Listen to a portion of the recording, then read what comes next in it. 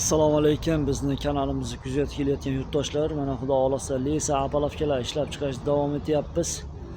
Ammo bahor faslida sezon boshlanib, qurilishda Lesa apalovkalariga zakazlar ko'payib ketdi. Anchadan beri kanalimizga video joylay olmayapmiz, vaqt bo'lmagani uchun. Hozirgi vaqtda bugungi kundagi narxlarni hozir aytib o'taman. Lesa apalovkalarimiz. Bu lesamiz bo'yi 2 metr, uzunligi 2 metr. Eni 1,7 sm, turbasini stoykasi 32 li turba, stenkasi 1,7. Narvoni 25 talik turba, stenkasi 1,7. Poddollari, profillari 4 ga 2,5, stenkasi 1,7. Turba profillarimizni Sergeli zavodni turba profillaridan foydalanyapmiz. Bu lesamiz narxi bugungi kunda 720 ming so'm bir komplektga. Akalar, bizda lesalarimizni boshqa joydagi lesalarga qaraganda narxi qimmatligini hozir shu videomdan keyincha yana qo'shimcha videolarimiz bor, shuni qo'shib qo'yamiz.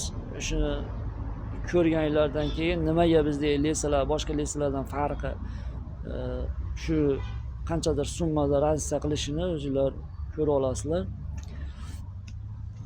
Keyin sotuvda hozir apalovkamiz bitta 70, bitta 1 metrligi bor.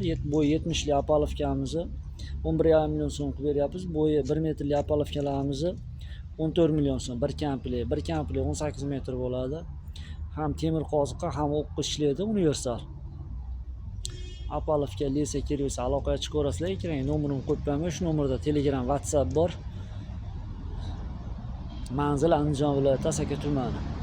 Assalomu alaykum. Mana akalar, sklatimizga 32 li 1,6,5 stenkadagi turba keldi. Narxi 14,300 so'm ekan. Hali biz bu turbadan lesa qilmadik. Sizlarda 700 ming, 720 ming lesa qimmat, boshqa joyda 600 ming degan akalarimiz bor.